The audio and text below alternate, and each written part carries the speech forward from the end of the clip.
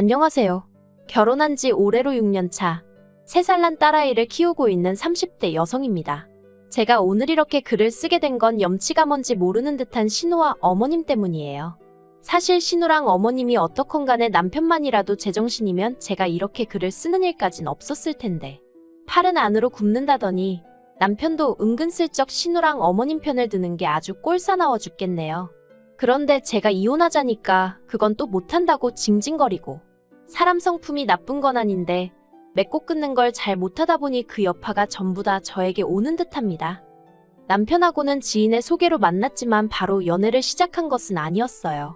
당시 남편이나 저나 직장을 다니는 회사원이었는데 둘 다 워낙 일이 바쁘다 보니 서로를 알아갈 만한 시간적 여유가 없었거든요. 그래서 거의 서로 연락처만 가지고 있는 수준으로 1년이란 시간을 흘려보냈다가 우연한 계기로 다시 연락을 주고받기 시작했고, 그리고 이후로 급속도로 가까워져 연인이 되었네요.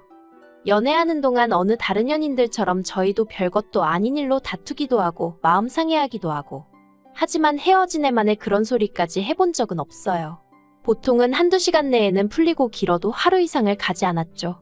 말 그대로 남들 하는 만큼의 평범한 연애를 했어요. 그리고 사귄 지 1년 반이 지났을 무렵 남편이 장미꽃 한 다발을 내밀며 프로포즈를 해와서 결혼까지 약속하게 되었죠. 그때만 해도 정말이지 제가 남편과 이혼까지 생각하게 될 줄은 몰랐다니까요. 결혼할 때 양가로부터 받은 도움은 없어요. 원래는 친정에서 5천 해주신다고 했고 시댁에서도 그러면 똑같이 5천을 맞춰주시겠다 했었는데 신우가 말 그대로 미쳐날뛰었거든요. 신우는 남편보다 2살 어렸지만 혼전 임신을 했던 탓에 남편보다 한참 일찍 시집을 갔어요. 그리고 그때 어머님이 혼전 임신으로 시집가는 딸이 너무 미워서 한 푼도 안 해주셨다고 들었습니다. 어머님 말씀으로는 혼전 임신이고 뭐고 당신은 당신 딸밖에 안 보였기에 애지우고 결혼하지 말라고 하셨었대요.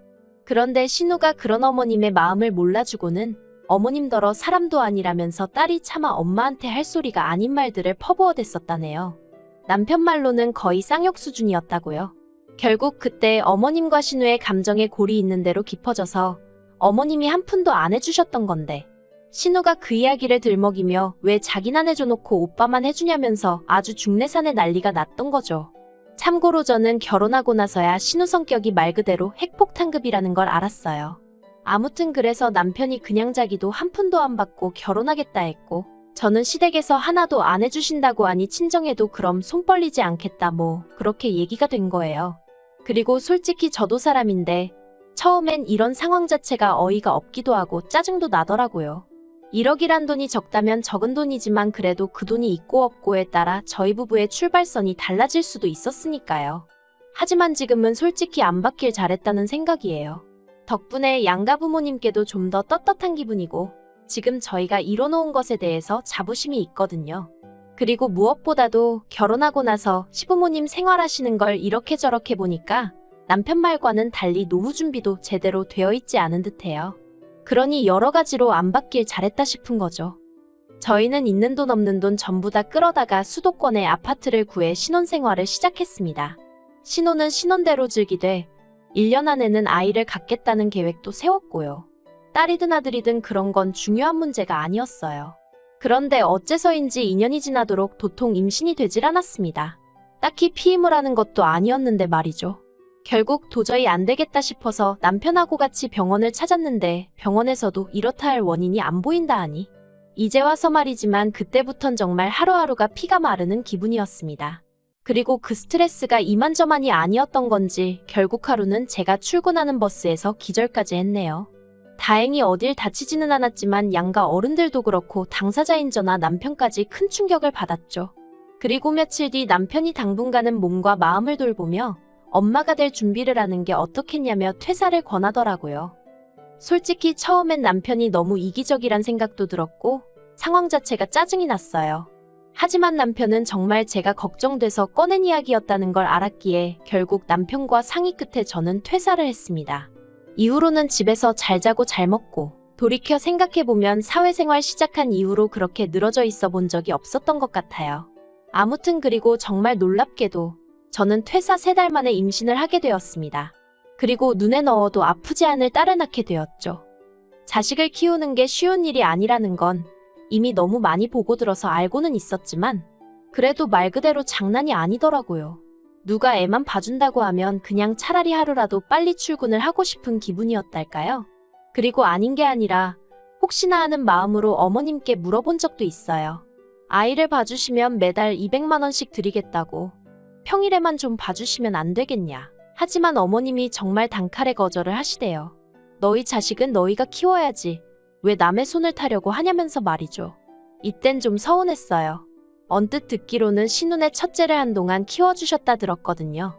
하지만 남편 말로는 그때 신혼의 애를 돌보시면서 여러 가지로 고생을 하셔서 저렇게 진저리를 치시는 거니 저더러 이해를 좀 했으면 좋겠다고 하더라고요. 그래서 저도 더는 말 안 했어요. 그리고 뭐 또 딸하고 며느리는 좀 다르잖아요. 아무튼 이런저런 우여곡절을 거치며 어느새 1년이란 시간이 흘렀고 저희 애 첫돌이 막 지나고 나서 신혼에도 출산을 했어요. 신혼애의 경우 그러니까 둘째였죠. 그런데 그게 화근이었다고 해야 할지. 신우가 자꾸 저희 애랑 자기네 애를 비교하기 시작했거든요. 그리고 그 비교라는 게 누가 더 예쁜 애 똑똑한 애 이런 게 아니라 자꾸 불쌍한 척을 하는 거예요. 일단 저희 애 같은 경우 워낙 양가에서 기다리던 아이이기도 했고 그렇다 보니 여기저기서 받는 선물 같은 게 많았어요. 그리고 특히나 친정에서는 첫 외손녀라는 타이틀 덕분에 친정부모님께서 애가 어려서 나중에 기억도 못한다는 제 이야기에도 불구하고 그저 당신들이 좋아서 해주는 거라며 좋은 브랜드에서 오시며 장난감이며 많이도 해주셨어요. 하지만 신혼에는 사정이 저희와는 달랐거든요. 일단 당장 시부모님도 가뜩이나 벌이도 마땅치 않은 데다가 시매부도 탐탁치 않아 하시는 상황이었는데 그 와중에 신우가 둘째를 낳았다는 걸 이해가 안 된다는 식으로 표현하셨어요. 그리고 시댁 형편이 넉넉한 것도 아니다 보니 뭐 크게 해주시는 건 없으신 것 같았고요. 그러니 신우 입장에서는 나름대로 서운했던 게 있었던 모양인데 그 서운함을 자꾸 제 앞에서 표현하는 거예요. 가령 저희 애가 모 브랜드를 입고 있으면 애한테 벌써 이런 것도 입혀주냐, 우리 애는 시장에서 사 입힌다, 뭐 이런 식으로요. 그리고 저는 저대로 그런 말을 들으면 마음이 편치 않아서 처음엔 저희의 물건 중에 안 쓰는 걸로 한두 개 챙겨주고 그랬는데 그런 제 태도가 문제였을까요? 언젠가부턴 아주 대놓고 이거 달라 저거 달라 하는데 어이가 없었죠. 그래서 부담을 느낀 제가 조금씩 거리를 두기 시작했는데 이걸 가지고도 저희 남편한테 어지간히 징징거린 모양이 돼요. 하지만 결정적으로 제가 신우에게 질려버린 건 먼저 언급한 일들 때문만은 아니었어요. 어디서부터 어떻게 이야기해야 하나 싶은데 지난 설 어쩐 일로 시매부는 그쪽 본가에 간다 하고 신우는 애들만 데리고 친정, 그러니까 저한테는 시댁이죠. 아무튼 왔더라고요. 그리고 그때 둘 사이에 무슨 일이라도 있나? 잠깐 생각은 했었는데 아니나 다를까 얼마 지나지 않아 신우랑 시매부 사이가 좋지 않다는 이야기가 조금씩 들려오대요. 하지만 아무리 신우네 이야기라고 해도 엄연히 남의 집 가정사였던 만큼 남편에게 따로 뭘 묻고 그러진 않았어요. 제가 워낙 남의 이야기에 그것도 안 좋은 이야기면 더더욱 관심을 갖는 성격이 아니거든요. 그런데 알고 보니 시매부한테 여자가 있었다대요. 같은 회사에 다니는 젊은 아가씨라나 뭐라나. 그 아가씨도 제정신이 아닌 거죠. 저희 시매부라지만 참으로 별 볼 일 없는 유부남인데 아무튼 그래서 시매부가 이혼하자고 그랬나 봐요. 애들은 자기가 키울 테니 재산만 받고 이혼해달라고요. 그런데 신우가 자기 재산 필요 없다고 애들만 달라고 했대요. 양육비도 안 받겠다면서요.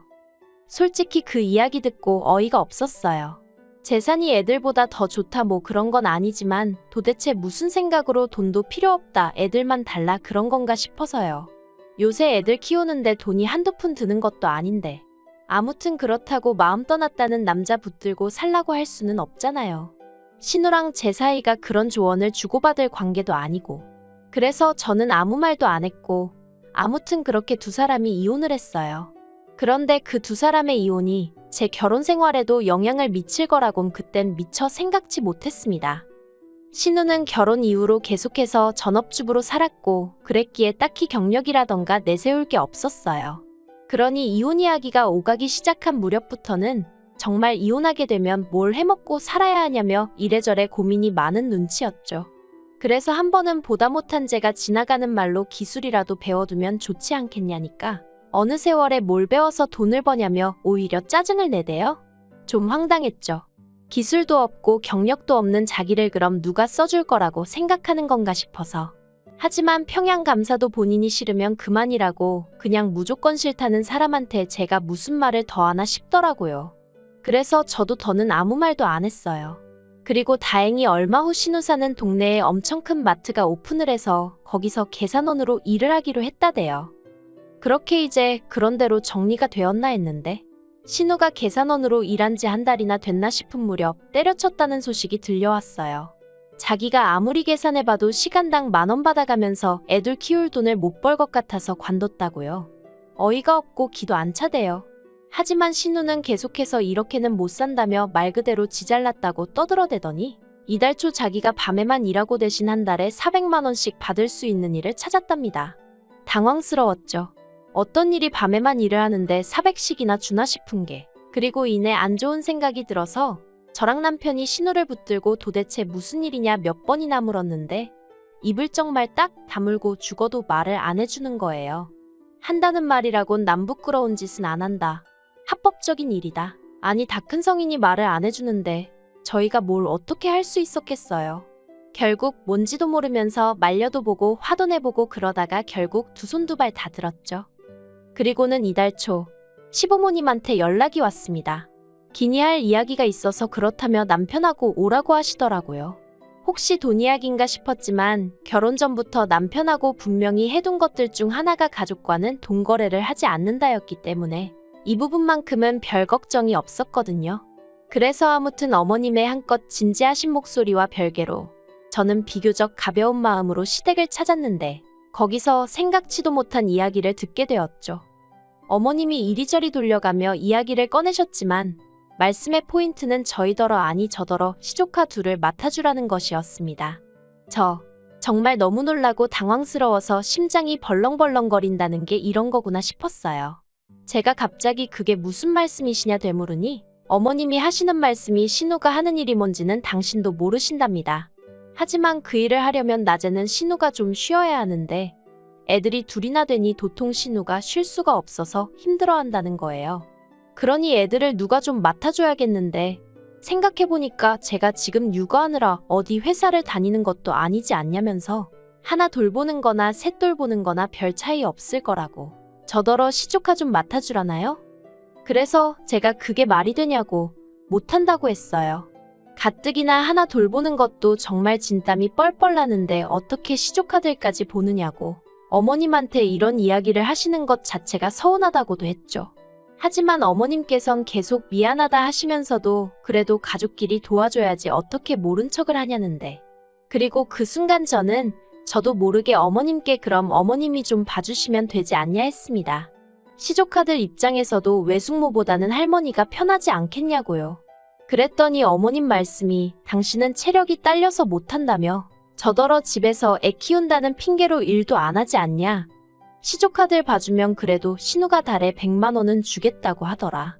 어머님은 200만 원을 드린다고 해도 애는 못 봐준다 하셔놓고 저더러는 100만 원 받고 시조카 둘을 보라는 건가 싶은 게 생각할수록 어처구니가 없더라니까요. 사실 저는 그래도 어머님은 신우에 비해 사리분별이 되시고 경우가 있으신 분인 줄 알았어요. 그런데 막상 당신 딸이 힘들다 어쩌다 하니까 결국 며느리 인절을 붙들고 늘어지시는 게 어머님이 나쁘다고 생각은 안 해요. 제일 나쁜 건 신우죠. 자기 하나 때문에 시부모님 저 그리고 중간에서 이도저도 못하다가 욕먹는 저희 남편까지 몇 명이 지금 불편해진 건지 그런데도 저희 신우는 자기가 세상에서 제일 불쌍하다고 생각하는 모양입니다.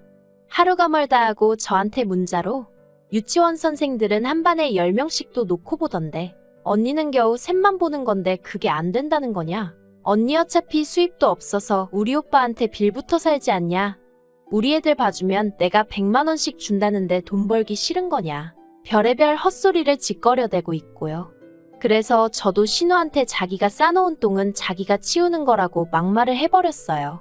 시조카들이 똥이라는 건 아니지만 그러니까 자기가 뭐 가진 게 있다고 돈도 안 받고 애들만 데려왔냐고요. 그랬더니 이제 신우가 어머님한테 제가 얘기한 것만 쏙 전달을 한 건지 어머님이 저더러 새치어로 사람을 죽이고 살리는 법이라며 말 그따위로 하지 말라네요. 신우가 틀린 말 한 것도 없다면서? 그리고는 신우는 그래도 혼자 어떻게든 살아보려고 하지만 저는 남편 피 빨아먹고 사는 거나 마찬가지라는데 어이가 없어서 어머님이야말로 지금 새치어로 저 죽이시는 거라니까. 저더러 시애미한테 따박따박 말대꾸한다고 뭘 하시고. 이렇게 오간 대화를 다 적을 순 없지만 그냥 한마디로 수준도 낮고 내용도 없어요. 그래서 남편한테 신우 문제로 더 이상 나한테 연락 안 오게 하라고 했더니 그래도 어떻게 그러냐입니다. 그냥 좀 안쓰럽게 생각해주면 안 되냐면서. 그래서 제가 남편더러 그럼 내가 우리 딸 데리고 나가줄 테니 네가 신우한테 100만 원씩 받으면서 시조카들 봐주던지 하라 했습니다. 그리고 핏줄들끼리 한데 똘똘 뭉쳐 살라고요. 그러니까 남편이 그런 뜻은 아니었다면서 자긴 저나 저희 딸 없으면 못 산다나요? 엄청난 사이다도 아니고 솔직히 당분간 해결될 문제가 아니라는 건 알아요. 하지만 적어도 저랑 어머님 사이에서 그리고 저랑 신우 사이에서 차마 얼굴 보고 살 사람들끼리 할 말이 아닌 게 워낙 많이 오고 가서 당분간 제가 시조카들 봐줄 일은 없겠다 싶어요. 그리고 저는 저희의 어린이집 입소하는 대로 복직할 생각입니다. 그러면 자기들도 더는 저한테 어떻게 삐대보려는 생각은 못하겠죠. 신우가 꼴 보기 싫고 확실히 정리 못하는 남편도 짜증나지만 그렇다고 이혼해버리면 졸지에 저희 애는 한부모 가정이 되는 건데 그럴 순 없겠다 싶어서 제 나름대로 현실적인 해결 방안을 찾았다고 생각해요. 이렇게 별꼴을 겪어보니까 상상했던 것처럼 속 시원한 결말을 내기가 쉽진 않네요. 그래도 제 딴에는 최대한 방어하고 같이 싸우고 노력해서 그런가 후회는 없어요. 아무쪼록 신우도 좀 정신 차리고 현실 감각을 키웠으면 좋겠습니다.